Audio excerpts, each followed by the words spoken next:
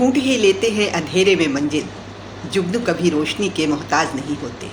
मेरे प्यारे दोस्तों, मैं हूँ doctor Hema Pandey, motivation speaker और आप सबकी दोस्त। आज बात करते हैं कि मौन में कितनी ताकत है। मौन एक ऐसी ऊर्जा है जिसे संजोकर हम बहुत कुछ हासिल कर सकते हैं। हमारा मस्तिष्क इतना ज़्यादा पावरफुल हो जाता है मौन जैसी शक्ति के लिए। हमारे संस्कारों में, हमारी संस्कृति, हमारे ग्रंथों में मौन की महिमा बताई गई है। इसीलिए मौनी अमावस्या को हम एक ऐसी रस्म अदा करते हैं जिसे सीखते हैं या अपने बच्चों को संस्कार डालते हैं कि मौन रहना कितना अच्छा होता है। दोस्तों, जब कभी आपके जीवन में मौन और अकेलापन आए तो आप ये समझ लीजिए कि आपकी प्रगति के रास्ते खुल गए हैं। आपके पास वो मूल मंत्र आ गया है, मिल गया है, जिससे आप अपनी प्रखर बुद्धि का इस्तेमाल कर सकते हैं, अपने मस्तिष्क को, मेमोरी को बढ़ा सकते हैं। कुछ बातें ऐसी हैं जो हमारे ऋषि मुनियों ने बहुत कुछ देखा, सुना, अनुभव किया, उसके बाद उनको कार्य रूप में परिणत किया। आप देखेंगे कि पुराने ऋषिगण हमारे जंगलों में रहते थे। कोई विशेष 5 स्टार होटल का भोजन नहीं था, लेकिन उम्र 130 साल होती थी। इसका मतलब है कि जड़ी बूटियाँ, फल फ्रूट में वो एनर्जी है कि हम अपनी उम्र को बढ़ा सकते हैं। और आज 20 से 30 साल के बच्चों में बहुत सारी शारीरिक तकलीफ़ें हैं, बहुत सारी परेशानियों का सामना कर रहे हैं, जबकि ऐसे कारपोरेट दुनिया में वो बैठे हैं कि पूरे विश्व में डंका पीट रहे हैं। लेकिन हम कम संसाधनों में भी सुकून पाते थे, शांति पाते थे और उम्र भी पाते थे। आखिर ऐसा क्यों था? तो आज चर्चा करते हैं मौन की। एक ऐसा सम्राट जो आपसी विवादों से घिरा हुआ था, पड़ोसी राज्य में विवाद चल रहा था और उसके तहत जो उसके राज्य के अंतर्गत भी कुछ विद्रोहियों ने विपक्ष का पक्ष लेना शुरू कर दिया। यानी उस राजा से, यानी हमारे यहाँ जो पक्ष और विपक्ष की भूमिका होती है, तो उसमें उस राजा के विपक्षी लोगों को उसने बस एक ही मूल मंत्र दिया कि इनको ख़त्म कर दिया जाए, इनको निपटा दिया जाए। ऐसे में जो भी आवाज़ उठाता था उसको ख़त्म कर दिया जाता था, कैद में डाल दिया जाता था। ऐसी स्थिति में बहुत से लोग शांत हो जाते थे, मौन हो जाते थे। लेकिन कुछ दिनों के बाद जब जेल में रखा जाता था, उसके बाद कोर्ट अदालत का जो फरमान जारी होता था और अंततः उन्हें फांसी की सज़ा दी जाती थी। एक बार एक ऐसा ही लीडर जो विपक्ष का था वो पकड़ में आया और वो खुलकर राजा का विरोध कर रहा था, उनके प्रशासन, उनकी व्यवस्था का विरोध कर रहा था। तो उन्होंने कहा कि इन्हें जेल में डालिए, न्यायिक प्रक्रिया के तहत जब हो जाए तो इनको फांसी की सज़ा दी जाएगी। और वो जैसा कि कहा था वैसा ही हुआ, फांसी की सज़ा दी गई। लेकिन दोस्तों, बड़बोलापन कभी कभी कितना घातक होता है। उस व्यक्ति को जब फांसी दी गई तो फांसी की वो रस्सी थी वो इत्तेफाक से टूट गई और वो जो गड्ढे में गिरा, छोटी मोटी चोट ही उसको आई और वो बच गया। ऐसे में ये समझा जाता था कि ये ईश्वर का दिया हुआ एक ऐसा संकेत है कि यदि कोई बच जाता है कि उसे दोबारा ना लटकाया जाए, दोबारा फांसी ना दी जाए। और ऐसा ही हुआ। राजा साहब के यहाँ एक साइन करने के लिए कागज़ गया कि वो बच गया है, तो वो साइन कर देते और उसे छोड़ देते। जब वो साइन किया हुआ कागज़ लेने के लिए एक व्यक्ति वहाँ पहुँचा राजा साहब के पास, तो राजा साहब ने पूछा कि क्या उस फांसी देने वाले लीडर ने आखिरी शब्द क्या कहे। तो उन्हें बताया गया कि जब फांसी से वो गिरा तो उसने कहा कि देखो, इन्हें तो रस्सी बनाना भी नहीं आती है।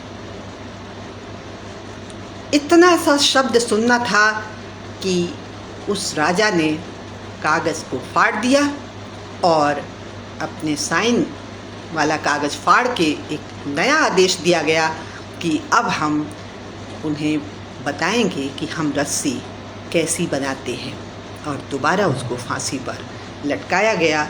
इस बार ईश्वर का फरमान जारी नहीं हुआ और उसे मौत की सज़ा मिली और वो अपनी जान गंवा बैठा।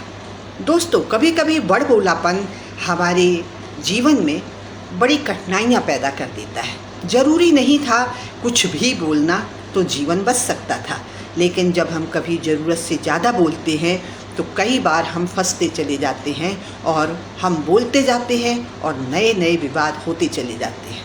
इसलिए एक शब्द बोलने से ज़रूरत नहीं है तो मत बोलो, जितना ज़रूरी है उतना बोलो।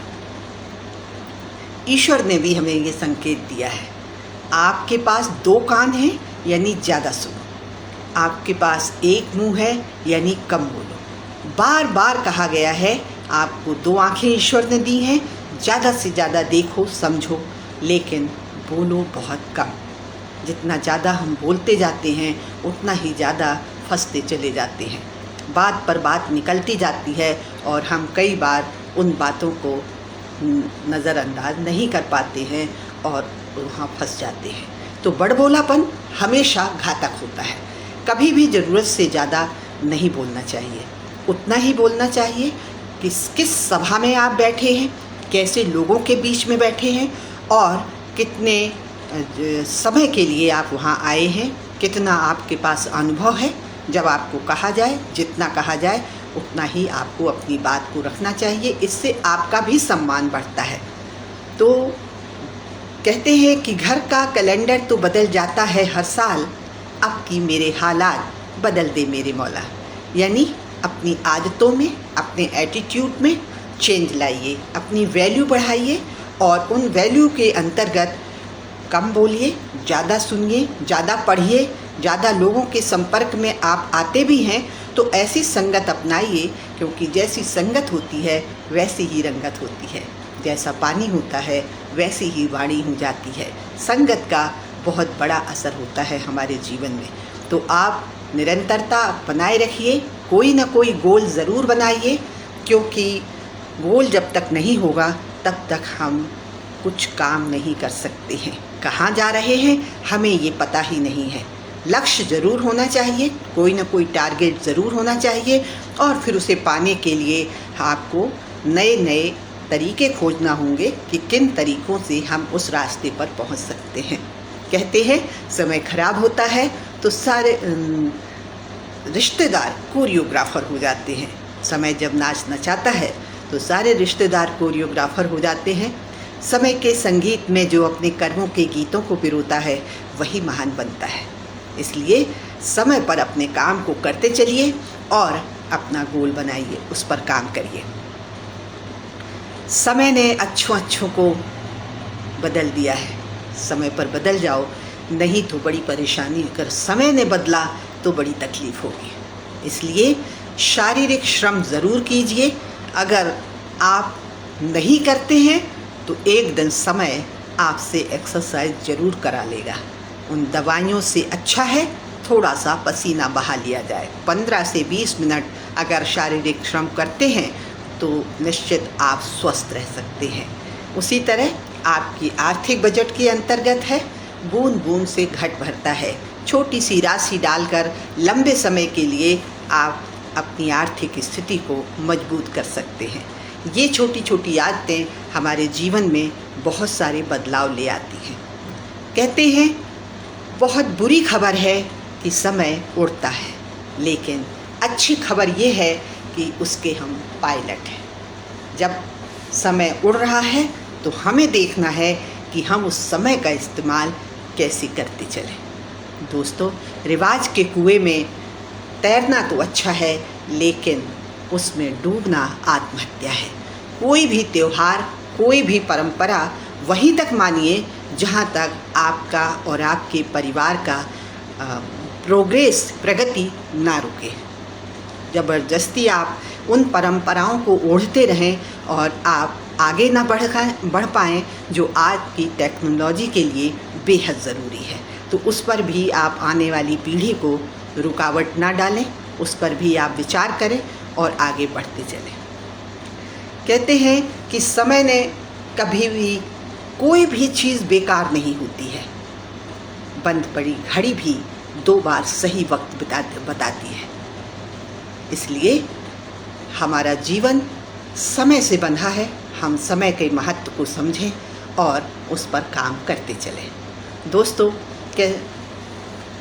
एक चिड़िया जितने दूर तक उड़ सकती है, एक पेड़ जितने फल और पत्ते ला सकता है, वो उतने लाता है। दुनिया भर की तमाम प्रजातियां उतनी प्रगति करती हैं जितनी वो कर सकती हैं।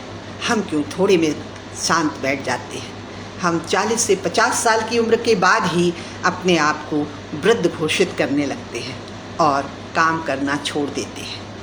एक ऐसे साइंटिस्ट ने 95 ईयर में पेड़ पर चढ़ने का उपक्रम किया और वो पेड़ से गिर गए। लोगों ने पूछा, पत्रकारों ने, कि सर ये आपने क्या किया? उन्होंने कहा, अभी तक चढ़ा नहीं था, सोचा चढ़ के देखता हूँ। दोस्तों, जो भी आपके मन में आता है बिंदास कीजिए और लगातार कीजिए। निश्चित रूप से उम्र कुछ नहीं होती है, निष्क्रियता ही अंत की ढलान की शुरुआती दौर है।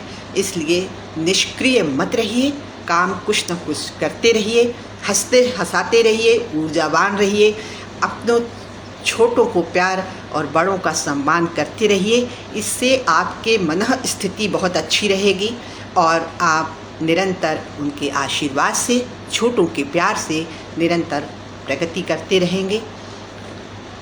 कहते हैं कि गंगोत्री से गंगा सागर तक का सफ़र तो मुर्दा भी तय कर लेता है, लेकिन हमें गंगा सागर से गंगोत्री की तरफ चलना पड़ेगा, उल्टा चलना पड़ेगा। अगर आप चाहते हैं कि आप जीवन में कुछ करें तो आपको कुछ मेहनत करना पड़ेगी, अपनी भुजाओं में ताकत दिखाना पड़ेगी। जब जब हम कोई संकल्प लेते हैं, वो संकल्प हमारे कुछ दिनों में ही क्यों टूट जाते हैं, हम क्यों शांत बैठ जाते हैं? दोस्तों, थोड़ा मुश्किल तो होता है, तकलीफ़ होती है, गर्मी और बरसात भी नज़र आती है, हमारे घरों में बहुत सारी परेशानियां भी होती हैं, लेकिन यही तो अपने आप से जीतना है कि मैं रोज़ 2 लाइन लिखूंगा, रोज़ 2 लाइन करूंगी। ये जो संकल्प आपका है, उस संकल्प शक्ति दुनिया की सबसे बड़ी शक्ति होती है।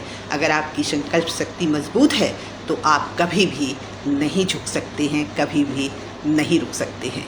अपनी संकल्प शक्ति के माध्यम से आप वो सब पा सकते हैं जो आपका मस्तिष्क सोच सकता है। इसलिए 15 मिनट ज़रूर किताबें पढ़ते रहिए।